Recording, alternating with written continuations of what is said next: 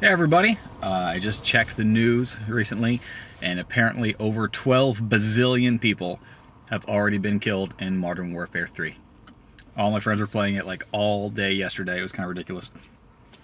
If in real life we ever got to the level of genocide that we see in these games, we would be like a Galactus level intergalactic threat. You know, we would just destroy entire worlds. The reviews I've received from my friends, who spent 98% of their time in multiplayer. Very few did much in the actual single-player campaign, but they were enthusiastic, to say the least. They say it's better than 2 by far, better than 1. They say it's definitely a must-buy sort of purchase, but I gotta try it in somebody else's PC or somebody else's Xbox before I bother to dig in that far. I was burnt last time. I didn't enjoy 2 at all, so we'll wait and see. I was on last night playing a few minutes of Magic. 5 of my friends were online. Excuse me. 4 of them were playing Modern Warfare, and 1 was playing Arkham City. So, Megan, you keep the faith, you know. Halo Anniversary Edition's coming out soon, so you'll be Queen of the Shooters again sometime soon, but for now, looks like the Modern Warfare guys are going to pretty much take this one. Speaking of Magic last night, I was playing through, again, I just don't play much, I was still going through the last bit of the primary campaign, fighting against Karn, versus Golem or what have you, and he plays a artifact-heavy deck, almost exclusively artifacts and stuff. And I got totally boned. The first turn, he went first, it was his turn, laid out an island, 2 Mox Sapphires, just a pow-pow. Some sort of 3 colorless casting cost artifact, pretty much says, tap this, take an artifact from your hand, put it into play. He dropped out an 11/11 trample creature, maybe Darksteel Colossus or something, on the first fucking turn. Like, that's not fair. In what universe is this a fair first turn for anyone else? I was so pissed. I actually laughed out loud at just the sheer absurdity of it. And my wife heard me from upstairs and like, what are you watching? What are you doing? And it was just, I have to check in to see, you know, what's going on with the AI in that game that it allows that sort of shit to happen. I want to check maybe online to see if anybody knows what the rule set is, because I have to assume that the Moxes are restricted here as well. I don't think have they been republished in D12? I can't imagine that they're out there in 12th edition. Power 9 are probably going to stay locked down, but somehow they let that happen. Comics content for today. Something silly. I was looking at some old Power Man and Iron Fist comics I had, probably one of the Essential collections or what have you. And I always just thought it was silly, you know, Luke Kane's big chain or what have you. And I wondered what it would have been like had Thanos been a part of the sort of blaxploitation kung fu comics explosion there in the 70s with Marvel. You know, and maybe he would have had the Infinity Gems just hanging on like a big gold chain. Maybe 3 each on some like 4-finger rings. Pull them up into the late 90s, early 2000s. Hell, you can go Flavor Flav time, whatever. Shrink the gems down and give him the Infinity Grill. I think that'd be awesome. It'd be stupid as hell, but you know, get him to a different target audience. It'd be fun and silly. A way for the big 2 to cut their comics costs, and this seems simple to me, but I know it's not what's going to happen. Go back to newsprint, please. I honestly don't really like the feeling of the comics we've had for the past probably, 10, 15 years. The sort of slick, pamphlet, almost photo-like paper. If you just go back to cheap old newsprint, I know there's going to be a cost involved in getting the old presses and stuff or whatever back, but it would just drop your costs, I think, tremendously. The paper would be so much cheaper. The ink would be so much cheaper. The processing, even the paper, I think, would be lighter. Your shipping costs would go down. When you're pushing $5 a book, you're fucking yourself over as an industry. You know, DC Dan, he came out and said, we've been trying to cover our hemorrhaging losses by increasing the cost of books to make up for lost sales. That doesn't make up for lost sales. That encourages more sales losses. Will this paper hold up as long as a slick paper? I don't really know. Don't really care. One of the problems I have with the industry is their insistence upon publishing comic books as collectibles. It's kind of backwards thinking. Yes, comic books can be collectibles, not just things that you collect and have a set of. It's something you're like, oh, this is my investment collectible. No, the reason like Detective 27 is worth a ton of money is because it's old and there aren't a lot of them because they were cheaply produced. They were just out there. In the 40s, sometimes I think some books even only had one center staple. Just when you're trying to manufacture rarity, by making this the 1 in 50 sketch cover dealer variant, that's so lame. I fucking hate variant covers.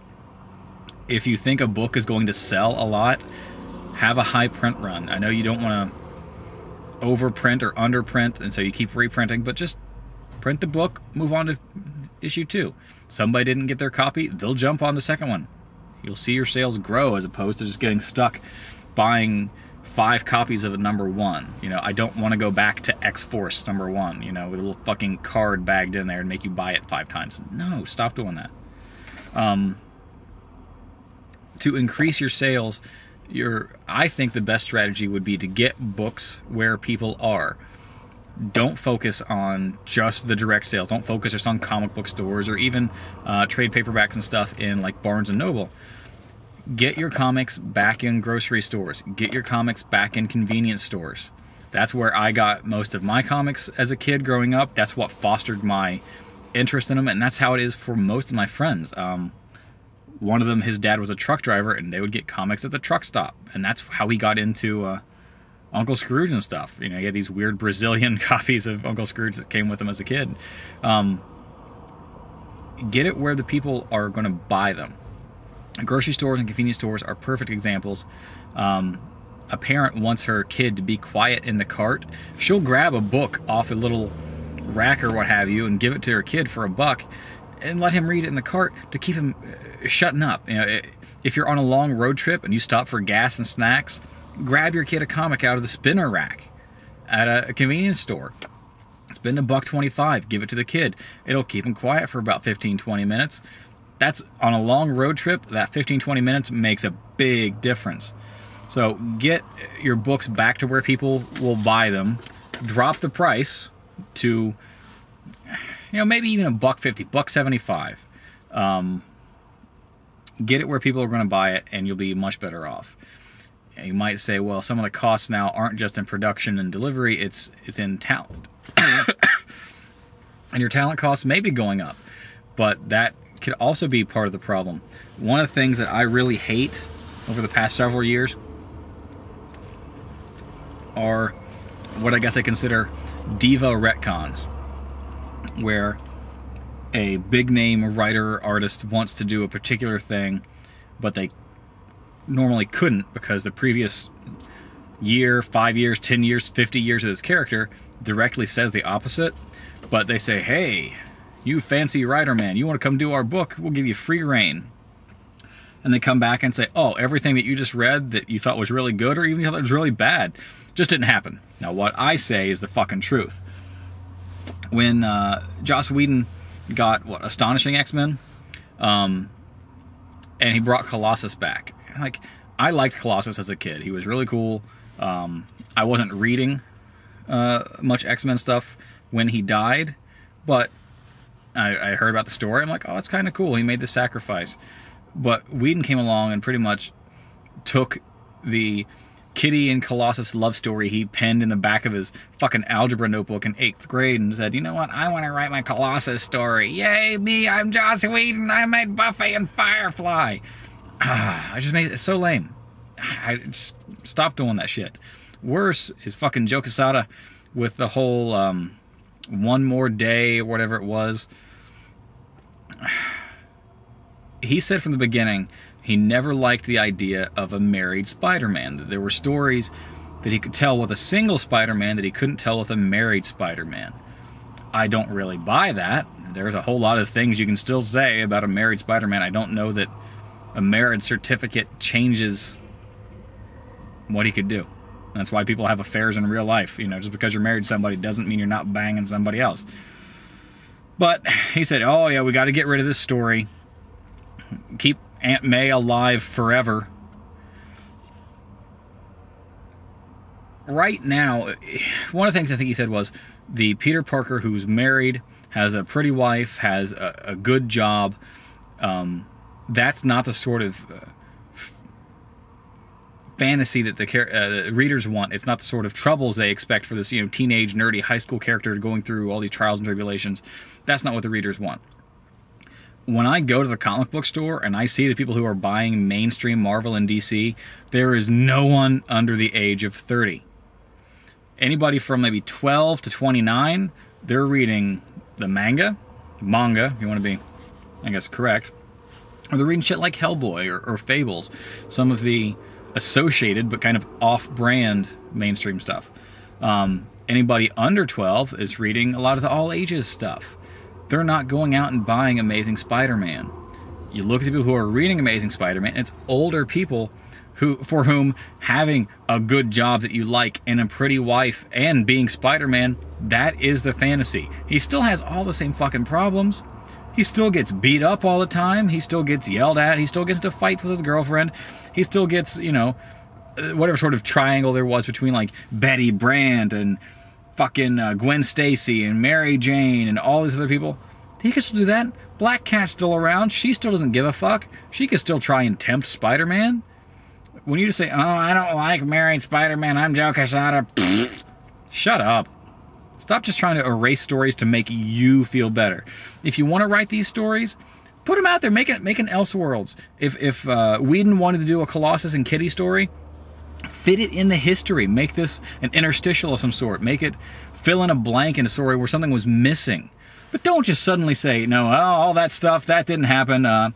Colossus didn't actually die. Some aliens or whatever kept him underground and kept experimenting on him. Why? It's not necessary, and it's just fucking wasted my time.